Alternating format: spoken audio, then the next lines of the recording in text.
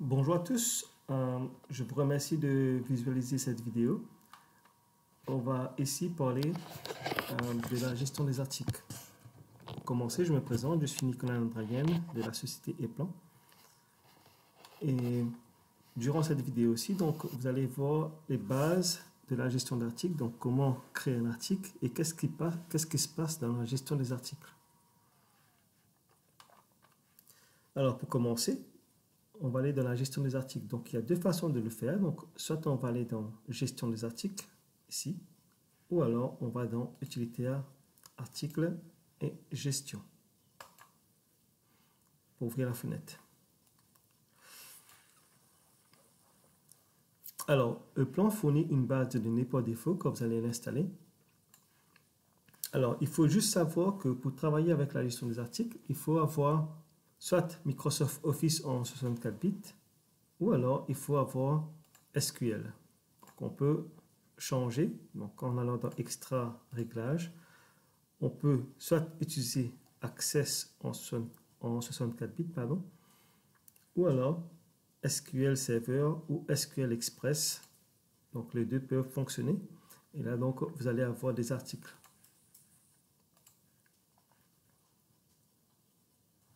Donc il faut aussi savoir que pour mettre les données de serveur ici, donc on peut mettre le nom de serveur. Vous avez un nom, si vous avez créé un compte sur SQL, vous pouvez mettre aussi un nom d'utilisateur et un mot de passe.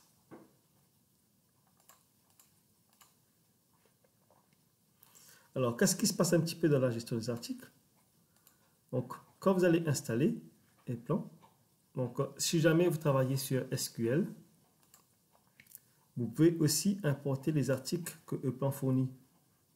Donc, pour importer un article, donc on va dans Extra, Importer, et là vous avez plusieurs types de fichiers pour importer. On peut utiliser XML et ensuite aller dans votre base de données, aller chercher les articles que Eplan fournit. Donc, normalement, il fournit une base d'articles qui s'appelle part.xml. Donc, on peut importer ces articles-ci. Et là, votre base d'articles ne sera plus vide. Donc, vous allez avoir toutes les données d'articles dedans.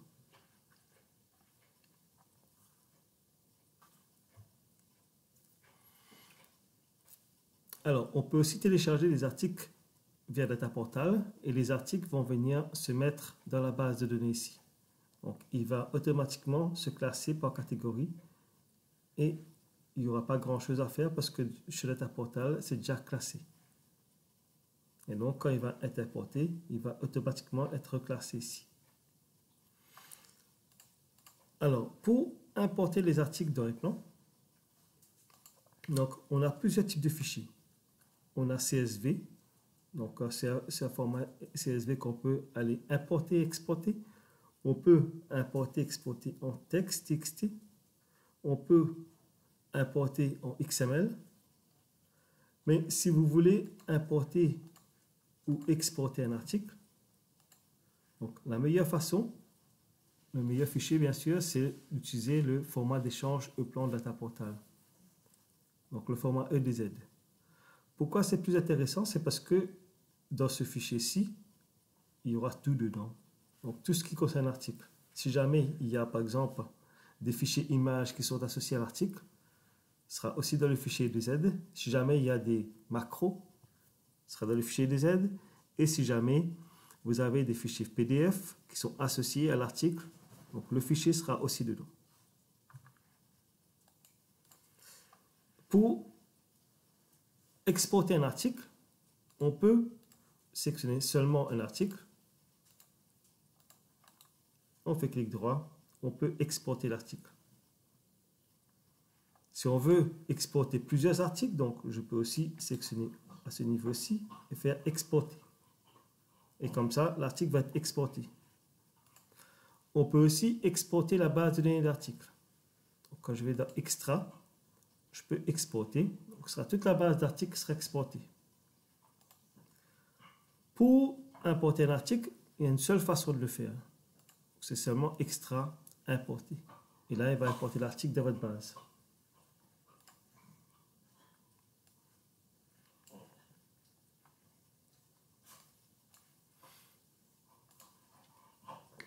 Alors, ensuite, on va voir maintenant comment est-ce qu'on va créer les articles. Donc, dans les plans, vous avez plusieurs onglets. Donc, par exemple, quand je regarde un câble, vous allez voir qu'il y a plusieurs onglets qui existent. Donc, certains onglets sont importants, d'autres moins importants. Donc, tout dépend bien sûr qu'est-ce qu'on veut faire dans les plans. Dans le premier onglet, donc, c'est un onglet important parce qu'il faut, quand vous allez créer un article, il faut un numéro d'article. Le numéro d'article dans les plans, c'est unique. On ne peut pas avoir deux fois le même numéro d'article. Et puis, on va voir qu'il va le classer dans l'arborescence ici. Donc, tout ça, groupe supérieur de produits, groupe de produits, sous-groupe de produits, va déterminer l'arborescence dans laquelle il sera classé.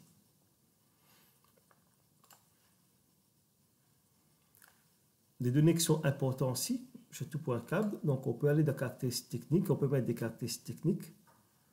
On peut aussi aller dans documents pour racheter les PDF ou d'autres fichiers qu'on veut racheter pour expliquer l'information du câble, par exemple. Donc, on peut venir rajouter des fichiers ici.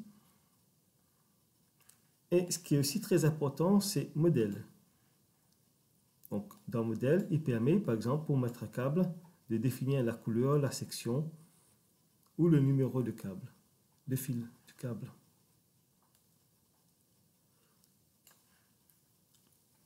Alors, quand on va placer un câble, très souvent dans un câble, il y a un fil de terre. Donc, on peut définir le fil de terre ici, dans le type de potentiel. Donc, on peut définir c'est un fil de terre, un fil blindé, shield, un fil neutre qui est connecté sur le neutre. Donc, on peut définir tout ça dans le type de potentiel.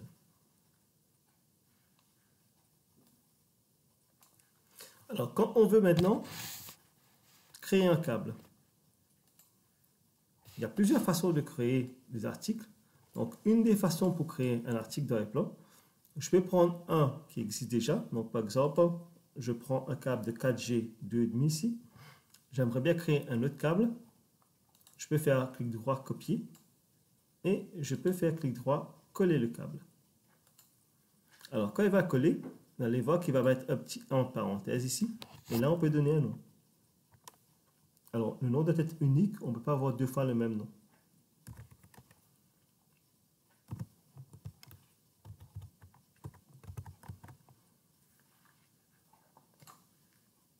Encore, je vérifie si le nom n'existe pas. Donc, le nom n'existe pas chez moi. Donc, maintenant, il a été créé. Maintenant, j'ai mon câble qui est créé. Alors, dans le câble, je peux bien sûr changer les autres informations, type de câble. Je peux changer le fournisseur et le fabricant. Je peux aussi changer les informations ici. Par exemple, dans mon câble actuellement, c'est 2,5. Donc, j'aimerais bien que ce ne soit pas un câble de 2,5, j'aimerais bien que ce soit un câble de 1,5. Donc, je change les informations ici.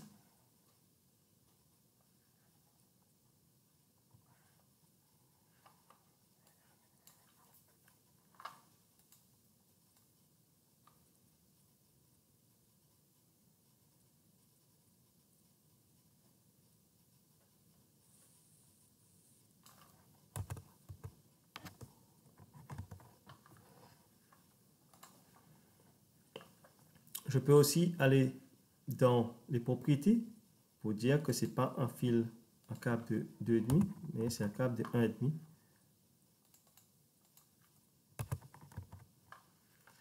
Et le type de câble, donc ça c'est l'information qui va être affichée quand vous allez placer le câble. Donc je vais mettre par exemple le plan. Alors dans les modèles aussi, donc on peut changer. Donc on peut dire que c'est un câble de 1,5 qui sera utilisé.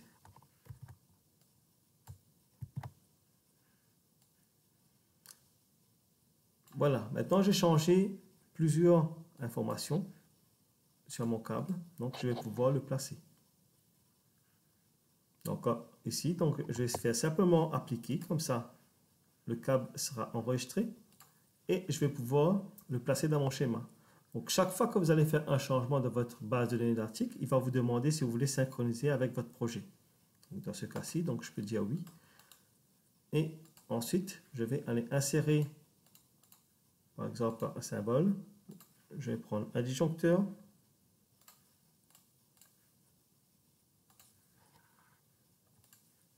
et à hauteur.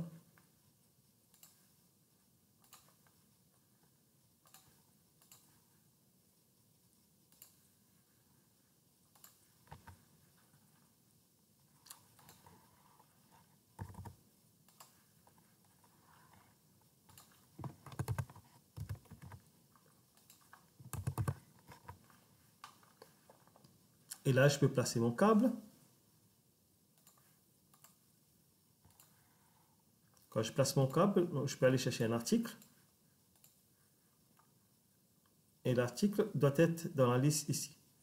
Donc, si l'article n'est pas dans la liste, c'est que soit il est mal créé, soit il y a un problème avec votre schéma, donc il n'arrive pas à le détecter. Donc, ici, dans le cas, donc il est là, je peux voir le câble. Et donc, je vais pouvoir le placer. Et je vais avoir toutes les informations du câble qui apparaissent ici. Donc, on peut aussi, en appuyant sur U, voir les sections des brins de fil à l'intérieur ici. Donc, c'est une propriété invisible qui est cachée. Donc, en appuyant sur U, on peut voir, appuyer sur U, donc il disparaît de nouveau. Donc, voilà une des façons qu'on va pouvoir créer des câbles ou créer un article. Alors, une deuxième méthode pour créer un article, donc on peut aussi, par exemple, je veux créer un contacteur. Donc, je peux aller chercher un contacteur qui existe déjà dans ma base de données. Et puis, je peux faire simplement un copier-coller faire un copier-coller de l'article. Ici, dans ma base de données, je peux voir qu'il y a plusieurs articles qui existent. Je peux simplement faire un copier-coller et ensuite, je change le nom de propriété, l'information qui apparaît dans la propriété. Je peux aussi aller dans Général et changer les types et le numéro d'article. Donc ça, c'est une des méthodes pour créer un article. Une deuxième méthode pour créer un article, c'est qu'on peut directement le générer à partir de notre schéma. Donc par exemple, j'ai une bobine. Ensuite, avec ma bobine, j'aimerais bien associer un contact de puissance, un deuxième contact de puissance, et ensuite, j'aimerais bien placer un contact auxiliaire et pour finir, donc, je vais placer un contact normalement ouvert avec ouverture retardée. Donc, ce sont toutes les informations qui seront associées à mon article ici. Donc, comment est-ce que je fais ça? Donc, ici, quand c'est sur la même ligne que le contacteur, donc en effaçant le nom, donc il reprend le nom du contacteur. Donc, c'est compris pour tous les symboles que j'ai placés sur la même ligne ici. Donc, il reprend le nom du contacteur. Quand je fais actualiser ici, donc je peux voir que l'information apparaît en dessous. Alors, comment est-ce qu'on va pouvoir générer cet article-ci? Si on va dans l'onglet article et on va donner un nom.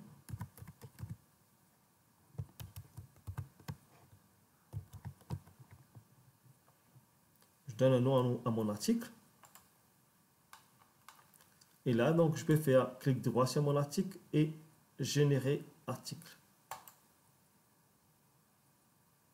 Et là, on peut voir que l'article est généré. Donc, on peut aller aussi voir dans les modèles que les contacts sont bien définis ici. Ça, c'est une deuxième façon de créer un article. On ne peut pas, bien sûr, utiliser cette méthode-ci tout le temps. Donc, quelquefois, il faut aller plus loin pour pouvoir créer un article correct. Donc, surtout quand vous travaillez avec une boîte d'appareils. Donc, je vais vous montrer l'exemple. Je vais créer une autre page. Par exemple, quand vous avez une boîte d'appareils.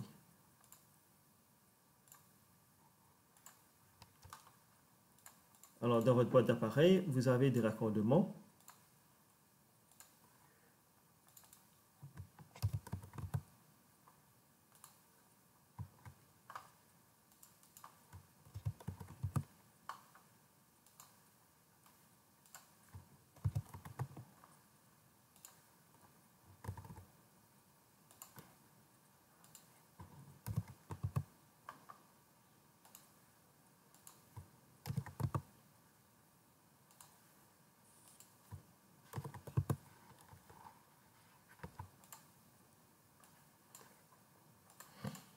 Alors ici, je vais remonter un tout petit peu.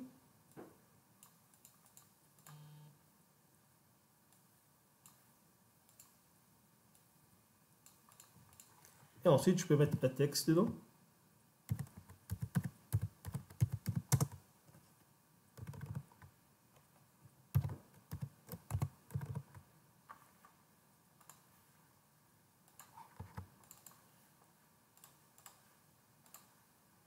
Et je peux aussi changer la taille de police.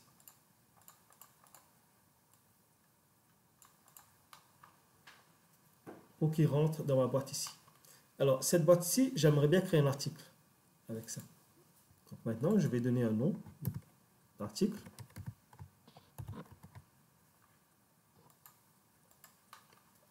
Maintenant que l'article est créé, donc je vais pouvoir le générer. Je peux faire générer un article. L'article est bien généré. Dans les modèles, l'information est déjà bien mise. Maintenant, si je vais essayer de placer maintenant l'article.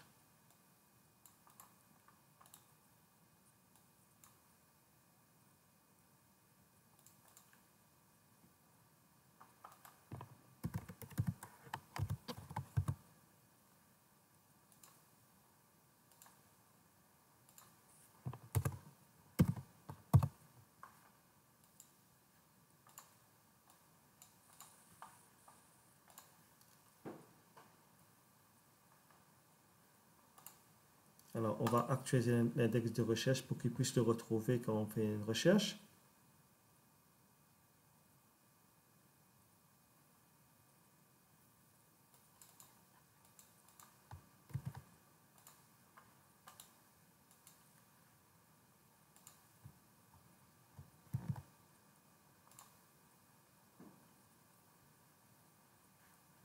Voilà, donc quand on va le placer maintenant, voilà le résultat qu'on va avoir. Donc, il va placer d'abord une boîte d'appareil, vu qu'on n'a pas mis les dimensions. Donc, il ne connaît pas les dimensions. Et puis, il va commencer à placer nos données à l'intérieur. Donc, ces résultats-ci ne sera sans doute pas satisfaisant pour nous. Donc, on ne peut pas travailler comme ça. Alors, une des méthodes pour pouvoir créer quelque chose de correct, c'est de sauvegarder d'abord tout ça dans une macro. Je sélectionne tout. Je peux faire créer une macro.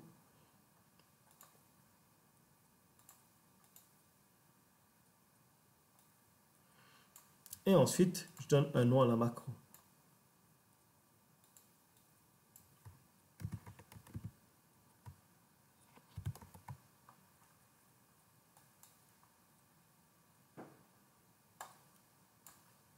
OK. Maintenant que j'ai créé une macro, donc je peux retourner dans l'article. Et on va dans l'onglet caractéristiques techniques et on va chercher la macro en question.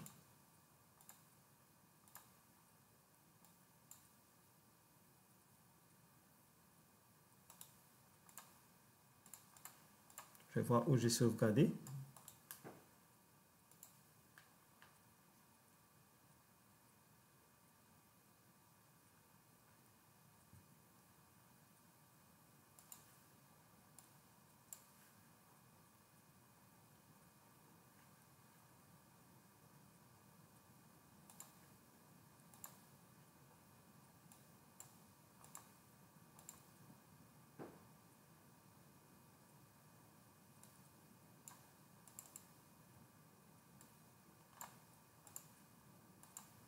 Voilà, maintenant j'ai mis ma macro.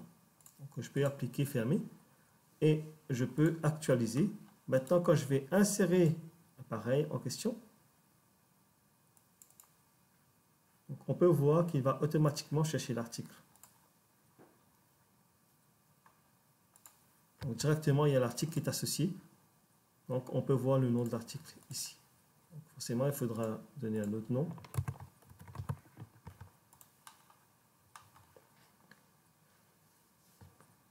Donc ça, c'est une autre façon de créer un article. Une troisième façon de créer un article. Donc, on peut aussi aller dans la base de données. Et par exemple, j'aimerais bien créer un contacteur. Donc ici, j'ai test2 qui existe déjà. Donc je vais créer un un autre contacteur qui s'appelle test4 cette fois-ci. Alors, quand on va le créer, vous allez voir que tous les onglets ici sont vides.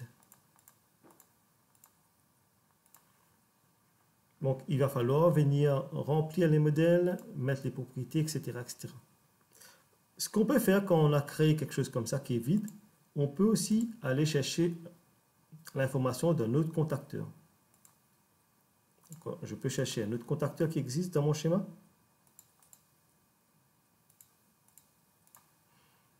Par exemple, je prends ce contacteur-ci. Je dis, ah, les modèles de fonctions ici, donc c'est exactement la même chose que j'ai besoin. Donc, je peux faire copier et je retourne sur mon article ici et je peux faire clic droit et je peux faire coller des modèles de fonctions. Et là, il va automatiquement coller les informations. Je peux aussi aller chercher les propriétés d'un autre article. Donc, je peux aller voir les articles que j'ai. S'il y a des caractéristiques techniques qui sont intéressantes à être réutilisées, je vais prendre ce contacteur-ci. Donc, je peux faire copier et je viens de nouveau sur mon article que je viens de créer et je peux faire coller les caractéristiques techniques. Et là, on peut voir que l'information a été collée ici. Donc, voilà une autre façon pour créer un article, pour gagner du temps, pour aller plus vite.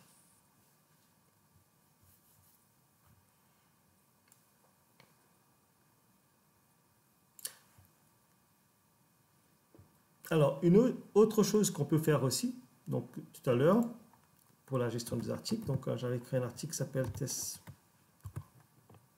Donc, je peux aller le chercher.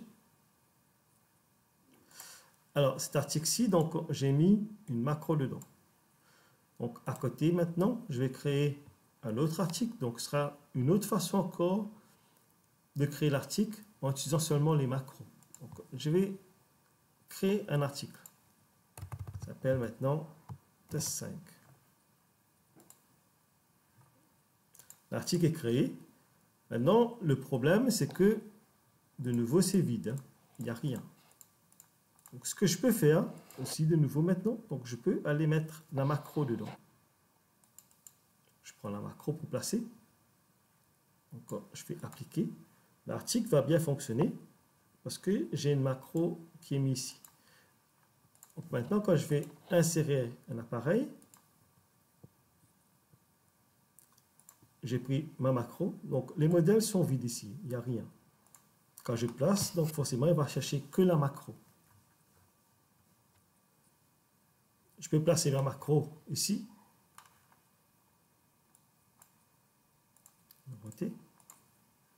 Et je peux aller le voir dans la liste des composants. Et donc, j'ai ma macro avec toutes les données ici. Vous allez voir que les données sont différentes par rapport à la fonction ici. Pourquoi? Parce que celui-ci, il y a déjà des modèles de fonctions qui existent dans la base de données d'articles. Alors que ici, il n'y a pas de modèle de fonctions. Donc, c'est pour ça qu'on voit que les fonctions et on ne voit pas le petit triangle par-dessus. Donc, comment est-ce qu'on peut faire dans Eplan pour créer des modèles de fonctions?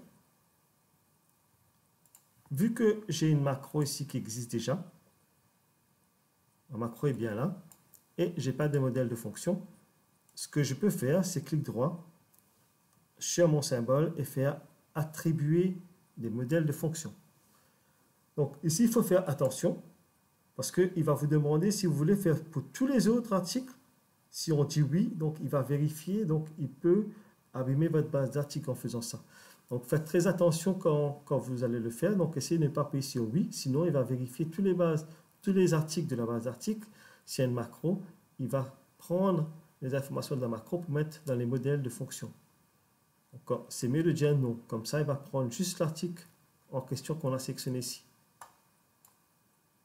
Et là, donc, il a copié l'information qu'il a vue dans la macro dans les modèles de fonctions.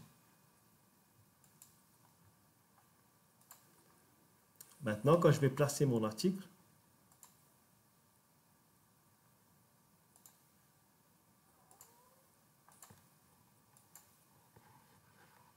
Donc, on peut voir que, de nouveau ici maintenant, dans le navigateur de composants, on peut voir qu'il y a un petit triangle. Donc, c'est pour dire qu'il y a une fonction qui existe dans la base de données d'articles.